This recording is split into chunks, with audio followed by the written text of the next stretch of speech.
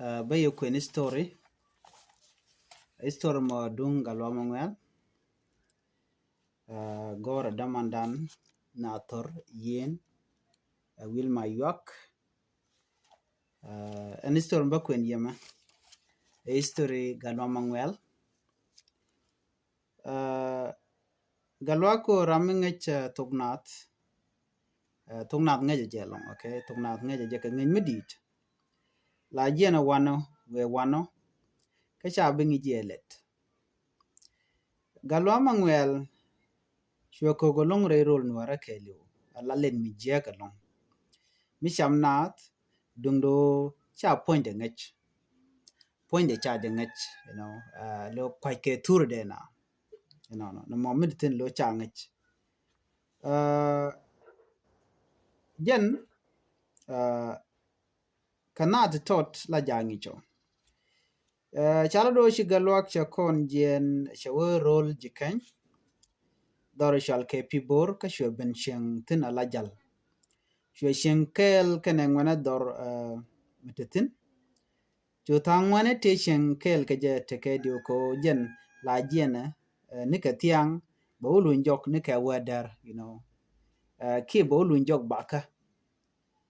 mi cha ti je no galwak chu ni cha ti ke gwa da nan chu tin ko jen mi che jen che we la wer ke le la je ya nang an tong mi ya ti je no jin chu ni be la ro ne ta mo ngom dit ko na nyal mi ya ti je no galwak mi nien joro chu ni be we ta mo ngo ko na nyal jen ta da la re je ke chang der ke chal do ne ke chang der kel ati galwak mo ngo ke ne ngani to kong tar toka shun mi shwale shore dang lati bete ke jalirun karun wang mong na tin chore dang chela ru ne na runde te ke jal no chu shore dang ngani tete galwa mangware dien jogo bete ke jal we dor mu te tinirun karun wang ko chi chol chela do bejien bo jel che galwa chene ko ngai kon galwa tere dolen wen mo chu galwa ge jogi yan ba chare je de wajal en wechamo galwa mangwel che chore dang jogo no en ba de jare wechamo ni run chu ngan dang ro chu mat pin no bi ge jal kel shir ma ngai kon lo bi ge jal kel bi no gwa da lu gatin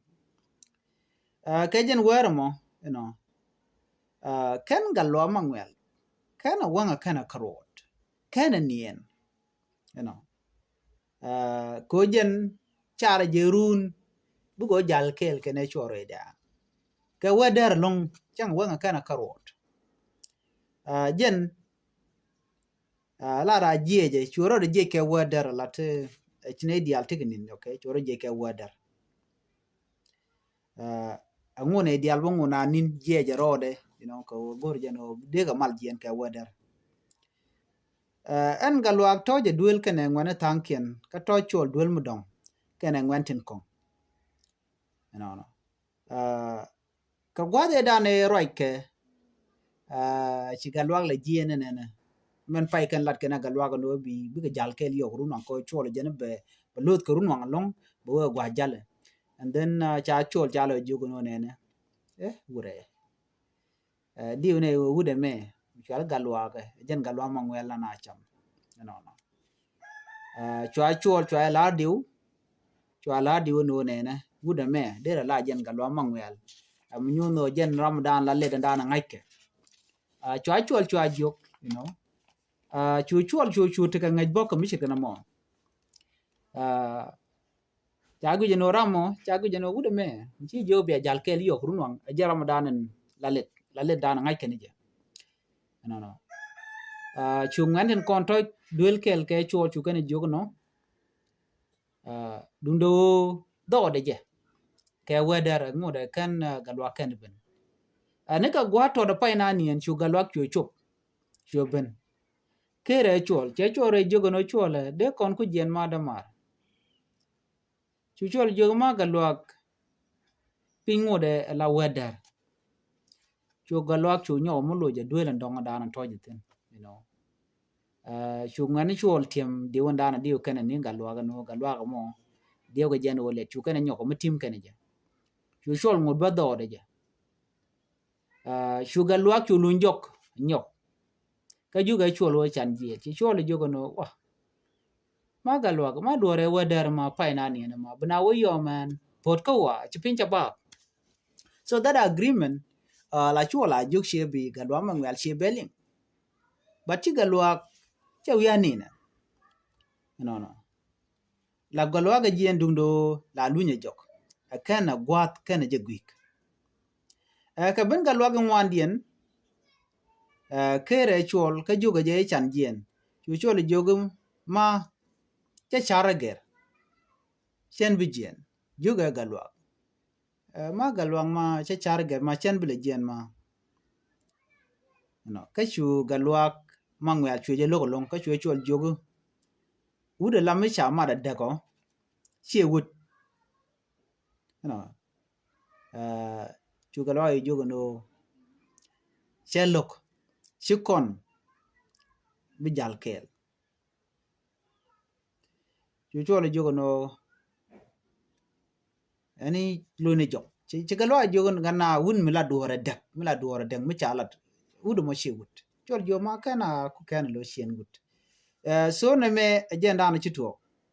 chu galwa ma ngwel chu nyoko lo toj ka jallo an mi dire lon ko manan plan ke liu gore jeno dere chol dere jo cham mi ci ga jen gru nan ko jen ta dan le rode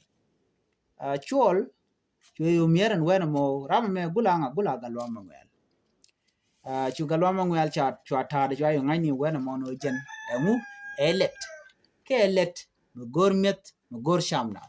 gor no jin bu mwanga ti bi ga jek ke story dunga galwa ma ngwel men cha gwar kon ator yen wil ma yak bi goro bu bogo me bi jek bi contact te ka peja bela scaling ngwaz ma ko bia jo contact gori bog bi order ka je jen bate ka Amazon so mi jira mi dong te ka Amazon tira dong di order tin committee ka fuka gwaz me dong di yen right yen ator yen wil ma yak ko der bogo me dere chu jek abong mo gwalung by the way take his store ne dial men gwa ka je longan bogo me mi cha gore ator yen wil ma yak jen take tugnat ka take tok English jen man pa kwende kwena je ka tugnat ti tok ka wai ne bate tin gwas meni no bi yu je bonu take to go long chet ka chapter pane chialing no na bugo ka loy ne mangwel no na me tere de